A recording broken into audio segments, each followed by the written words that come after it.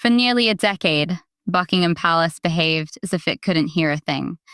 Podcasts were dismissed, documentaries overlooked, and even the most explosive memoirs of modern times were met with complete silence. Many assumed it was courtesy, or maybe just an old-school approach, waiting for the storm to pass on its own.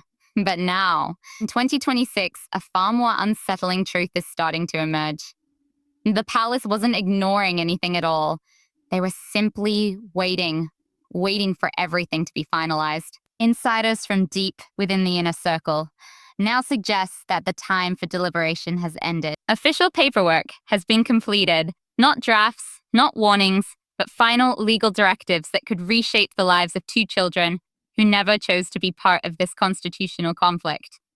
Those familiar with the sovereign planning documents describe the message as stark and uncompromising. Their claim to royal status isn't merely under consideration anymore. It has, in effect, been stripped away. That long silence we witnessed wasn't inactivity. It was the quiet build-up to something permanent, something legally binding. To understand why the monarchy is taking such a hard stance now, we need to go back more than a century, to a time when the world itself was unraveling. In 1917, King George V was watching. His relatives in Russia had been executed, and monarchies across Europe were falling one after another. The British crown feared it could be next. George V recognized that a large royal family made for an easy target. So, he made a decisive move. He trimmed it down. Through the letters patent of 1917, he established strict legal definitions for who could carry the titles of prince or princess. These weren't sentimental family guidelines. They were protective measures, designed as a shield for the monarchy's survival. Fast forward to today, and those very same rules are now being used in a far more aggressive way.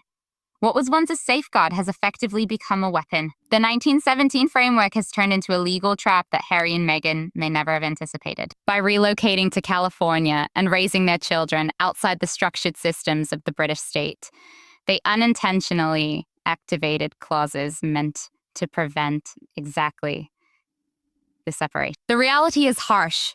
Within the palace's legal perspective, stepping outside those rules means stepping outside recognition entirely, no matter how strong the public image may be. The first sign of trouble surfaced with Archie's birth in 2019. Publicly, it appeared to be a moment of celebration. Privately, however, concerns were already forming around one critical document, his birth certificate. In a move that puzzled royal experts, the certificate was quietly altered weeks after its initial filing. Meghan's name was removed and replaced with her formal title, Her Royal Highness, the Duchess of Sussex.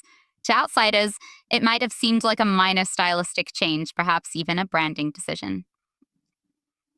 But inside palace circles, it raised serious concerns. Birth records are meant to serve as unchangeable, factual evidence of lineage.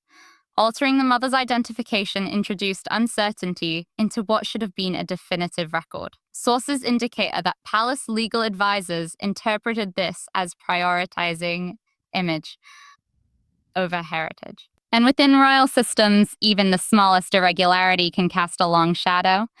That adjustment wasn't just cosmetic. It marked the beginning of deeper legal complications surrounding Archie's status. If Archie's situation raised questions, Lilibet's birth in 2021 took things even further from tradition. Historically, royal births are matters of state, governed by strict procedures. Official doctors are involved, records are verified, and announcements are formally displayed at Buckingham Palace. It's a process rooted in transparency and validation. But Lilibet's arrival in California bypassed all of that. There were no palace witnesses, no UK-based documentation, and no formal acknowledgement within the established system. Instead, the announcement came through a press statement issued by a per agency. From the palace's perspective, this created a serious issue. Without adherence to official protocols, her birth lacked the institutional verification typically required. In legal terms, it placed her outside the established framework. Because of this, the palace didn't need to formally revoke anything. From their standpoint, the absence of recognized procedure meant there was nothing to confirm in the first place. In choosing complete privacy abroad, Harry and Meghan may have unintentionally given the institution grounds to exclude her entirely from official royal records. The situation becomes even more complex when viewed through a spiritual lens. The British monarch is not only a head of state, but also the supreme governor of the Church of England. That connection carries expectations. Royal identity is tied not just to lineage, but also to the church itself. Archie's baptism followed this tradition, conducted privately but within the established framework in Windsor. Lilibet's, however, took place in California, far removed from the authority of the Archbishop of Canterbury. While it was presented publicly as a personal and meaningful family event, the institutional implications were significant. According to those familiar with church procedures, her baptism was never officially recorded within the Church of England's registry. From the perspective of the British state, it's almost as though the ceremony never took place. And this goes beyond religion alone. It ties directly to the title of a defender of the faith, a role every future monarch is required to uphold. By not ensuring her baptism was officially recorded within church records, her parents effectively severed the last spiritual link binding her to the crown. She may have been celebrated in the United States, but within the very institution she was born into, she became unseen. Now, as 2026 unfolds, a new approach from the Sussex camp appears to have backfired in a major way. Reports indicate that the children have begun using a Sussex as their legal surname, moving away from the traditional Mountbatten Windsor.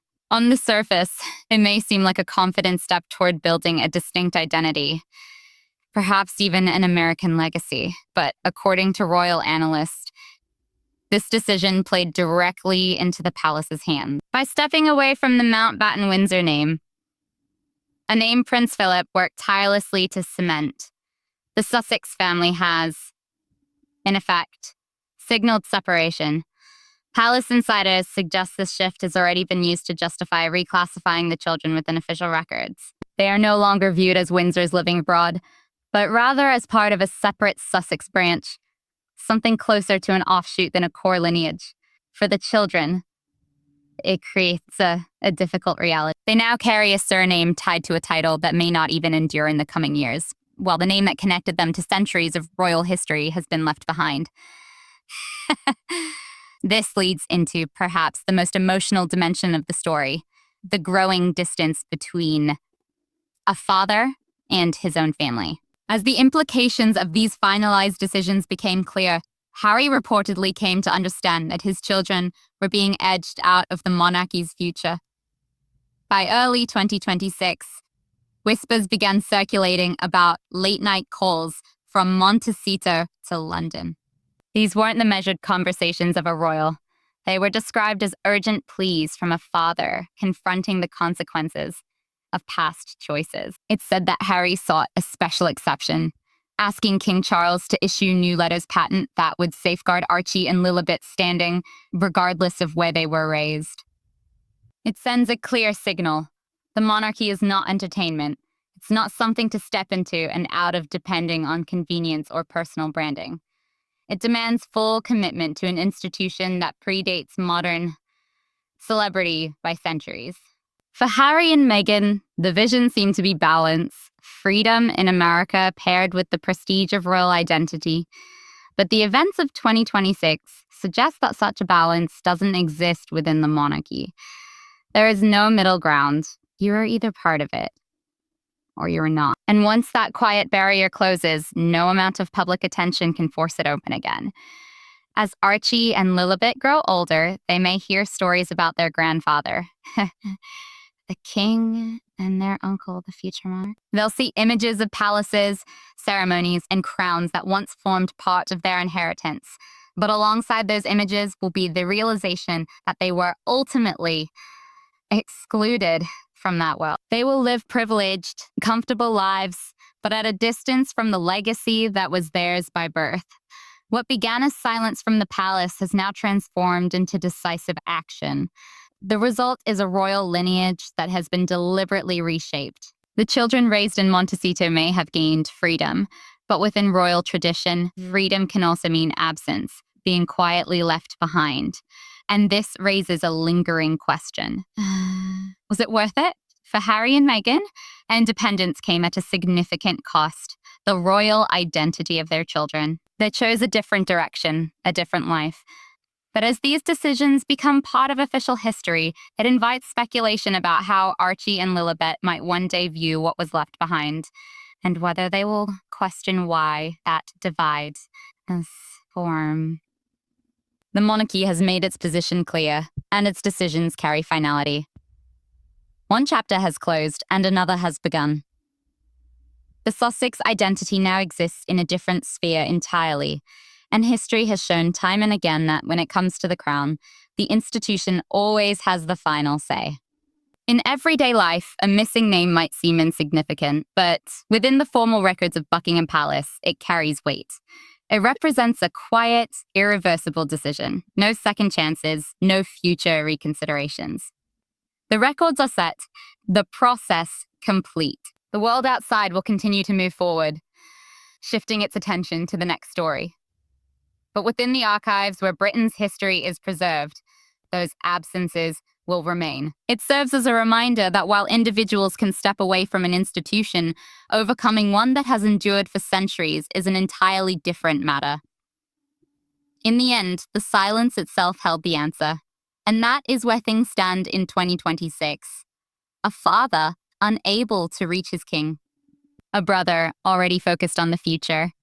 And two children positioned in the middle of a reality shaped by decisions far beyond their control.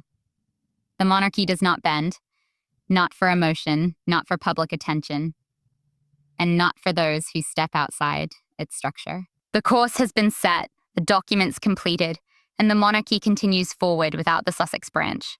It's a striking conclusion to years of tension, one that leaves an open question about what remains when the noise fades and only silence remains. Because ultimately, the royal narrative has never been about individuals. It's about the institution itself. People come and go.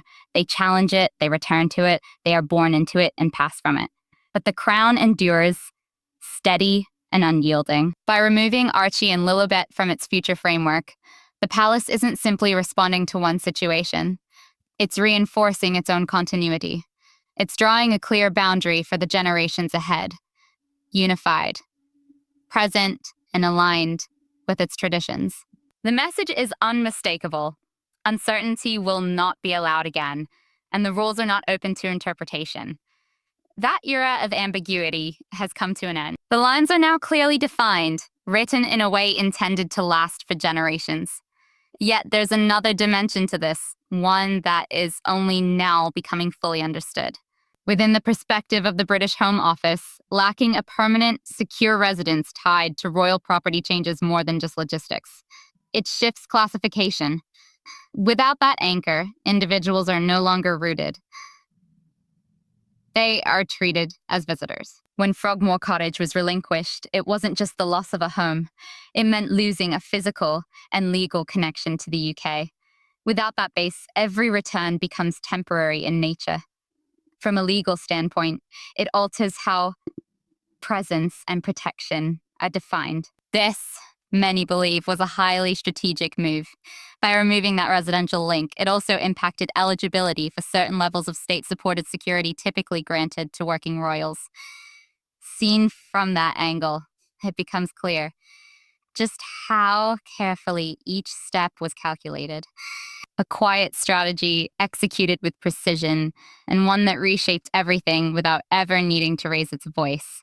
The palace never had to openly declare, "We won't protect your children." Instead, they ensured something far more effective, that the system itself would make such protection impossible. By removing any official residential footing, they created a situation where the state simply cannot step in.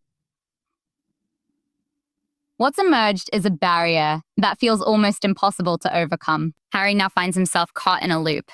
He can't safely bring his children to the UK, yet the longer they remain away, the stronger the argument becomes that they've distanced themselves from both duty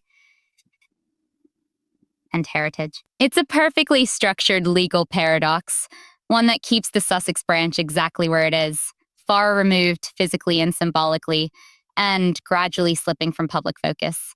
If you look closely, this isn't unfamiliar territory for the monarchy. History echoes through the corridors of Windsor, and the shadow of the former King Edward VIII, later known as the Duke of Windsor, looms large over the present situation. When he abdicated for Wallis Simpson, he believed he could preserve influence, status, and privilege from afar. The belief didn't hold.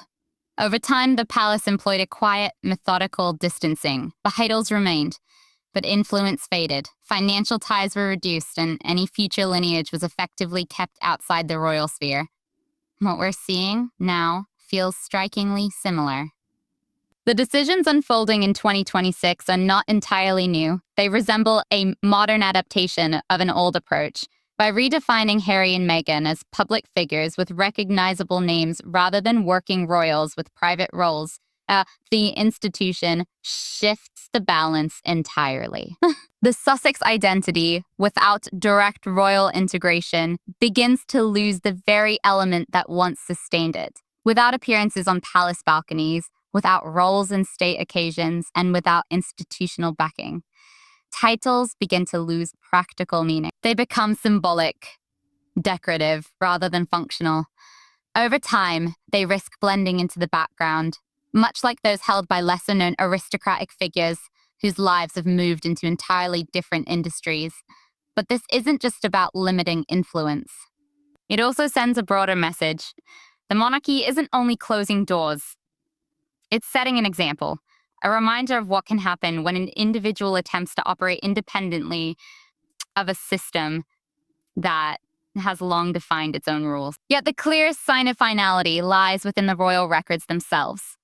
Reports from early 2026 suggested that the internal system used by the royal household, the one tracking official duties, engagements, and allocations, shifted Sussex-related files into archival status. Within that structure, placement matters. Being moved out of active records effectively means removal from current operational planning. The implications go beyond symbolism. It means no allocated funding for travel, no administrative infrastructure, and no role within the financial framework tied to the sovereign grant for years ahead. This isn't a temporary pause, it's a complete disconnection. From one perspective, without institutional support tied to the UK, the expectation may be that the Sussex identity will eventually have to stand entirely on its own, independent of royal association. It highlights a fundamental difference in timelines.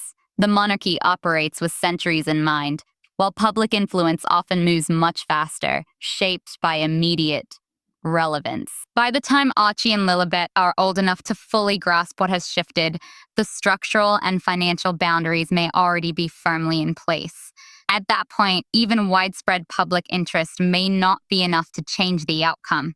The system has been set, the process completed, the vault has closed, and the final order feels less like a statement and more like the quiet sound of a lock turning.